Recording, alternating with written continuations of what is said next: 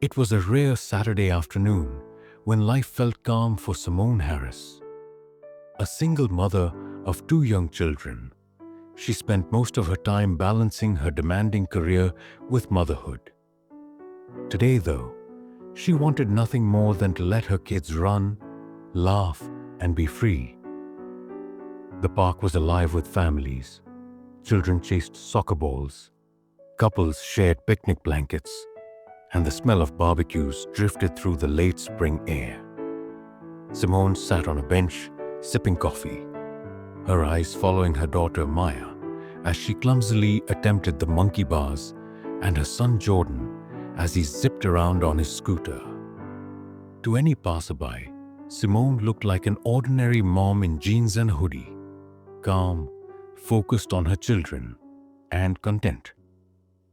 What nobody in the park could guess was that beneath her everyday exterior lay a career that demanded discipline, courage, and secrecy. Simone was a senior field agent with the FBI. As the kids laughed, Simone noticed a pair of uniformed police officers lingering nearby.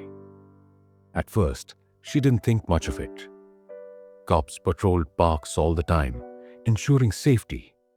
But soon, their stares sharpened, and their conversation clearly shifted toward her. One officer pointed discreetly, while the other nodded, adjusting his belt, as though preparing for action. Simone frowned. She wasn't doing anything suspicious, just sitting, watching her children play. Still, the officers started walking toward her, slow and deliberate, like predators circling prey. "Excuse me, ma'am," one officer said, his tone laced with condescension. "We've had reports of suspicious behavior. Mind telling us what you're doing here?" Simone blinked in disbelief. "Suspicious behavior? I'm watching my children."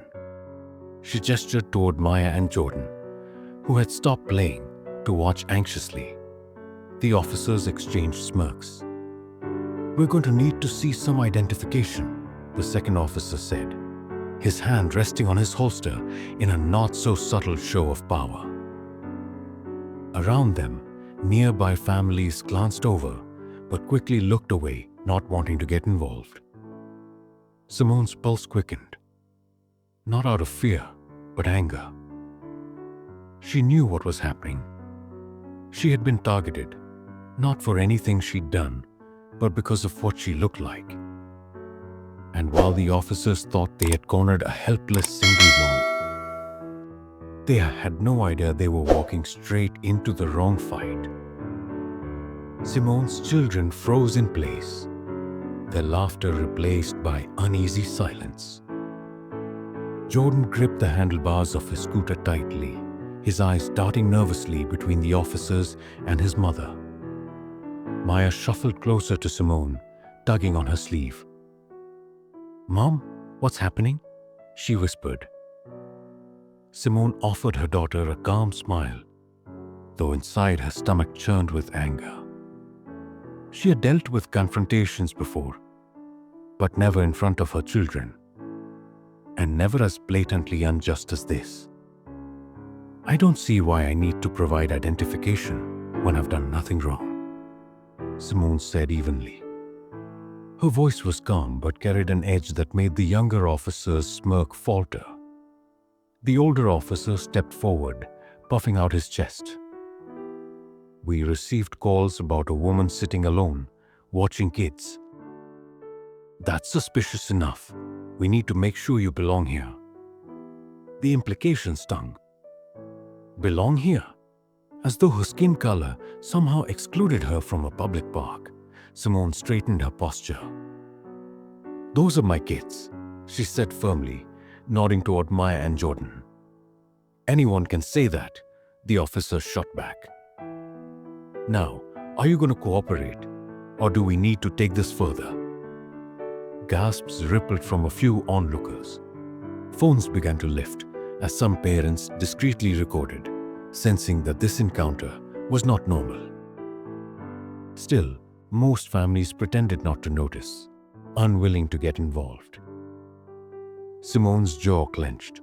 She could have ended this instantly, flashed her badge, revealed her status as a federal agent. But a part of her wanted to see just how far these officers would push. Would they treat her with the respect every citizen deserved, or would they double down on intimidation? "I'm not resisting," Simone said, her voice measured.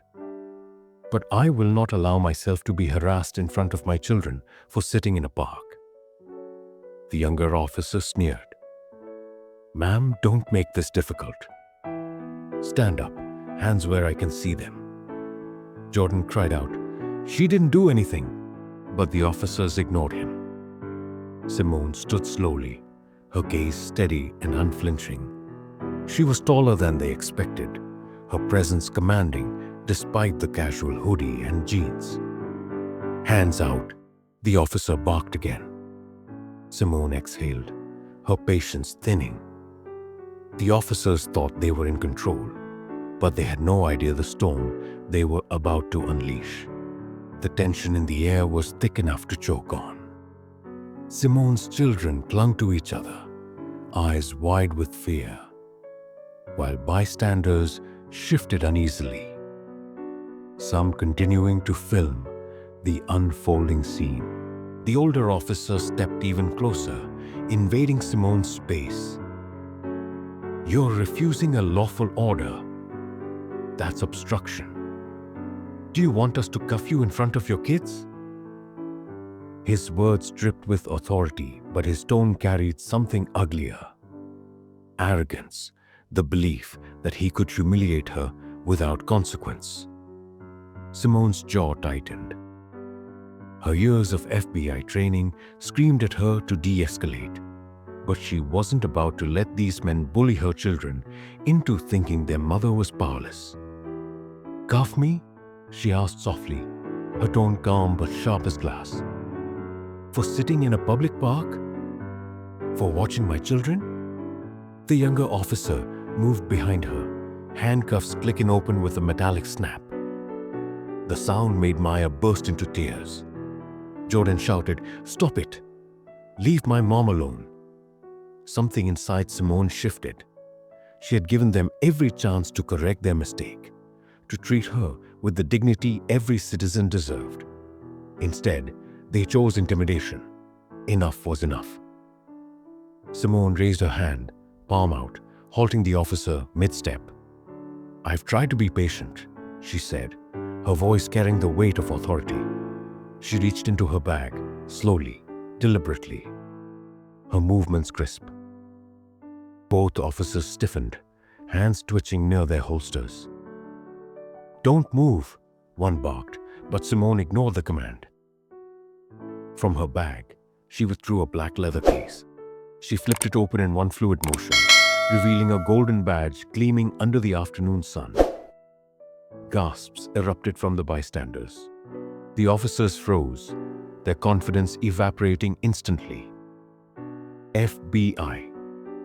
Special Agent Simone Harris, Federal Bureau of Investigation," she announced, her voice steady, resonant, undeniable.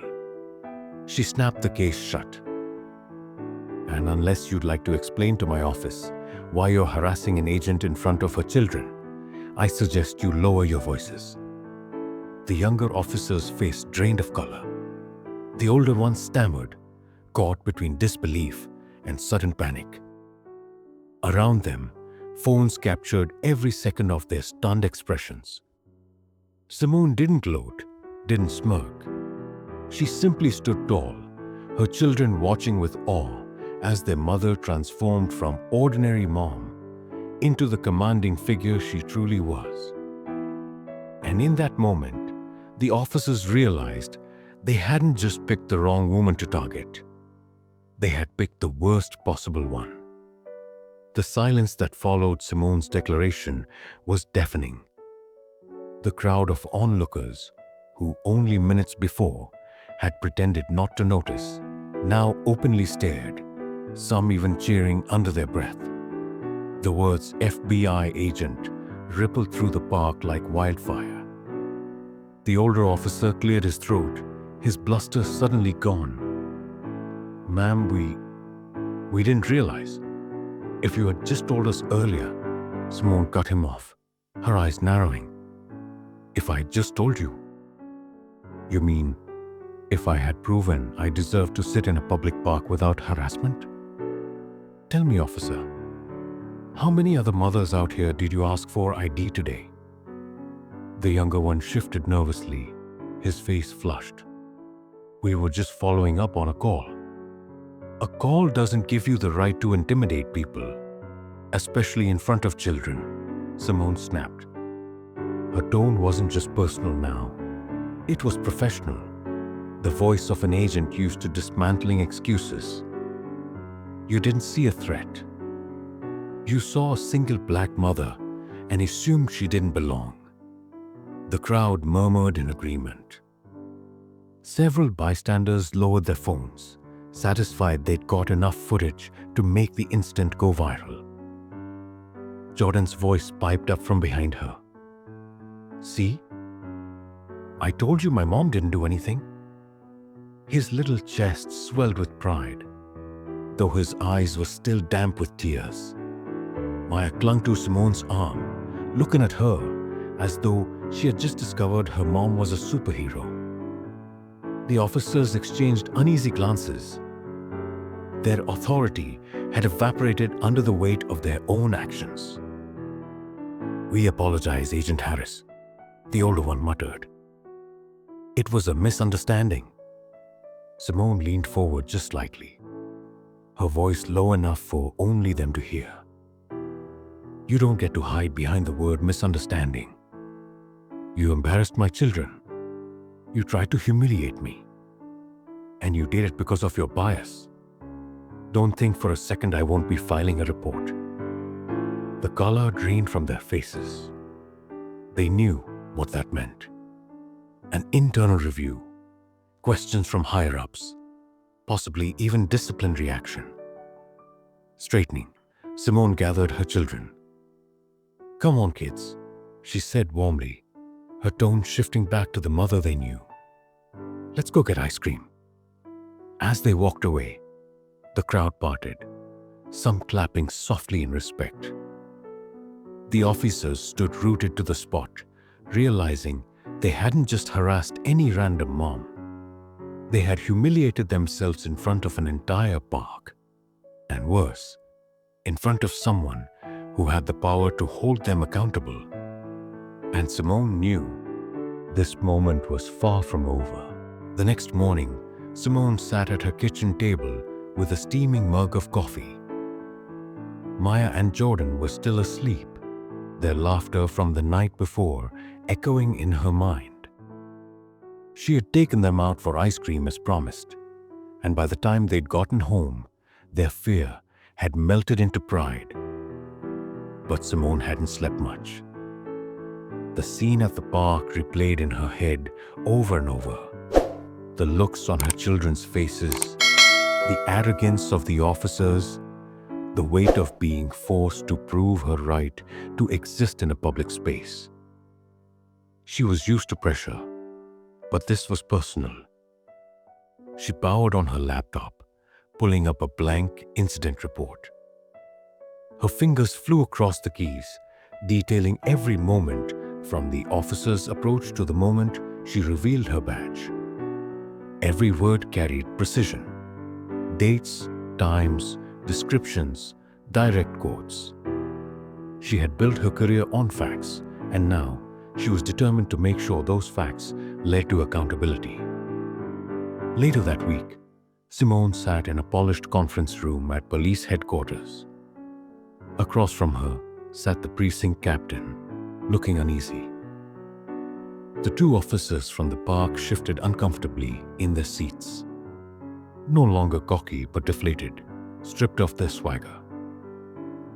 "Agent Harris," the captain said carefully, "we want to extend our apologies for what happened.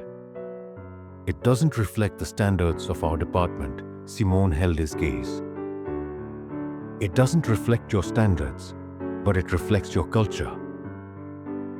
That's the problem. If I weren't an FBI agent, How far would your men have gone? What lesson would my children have walked away with?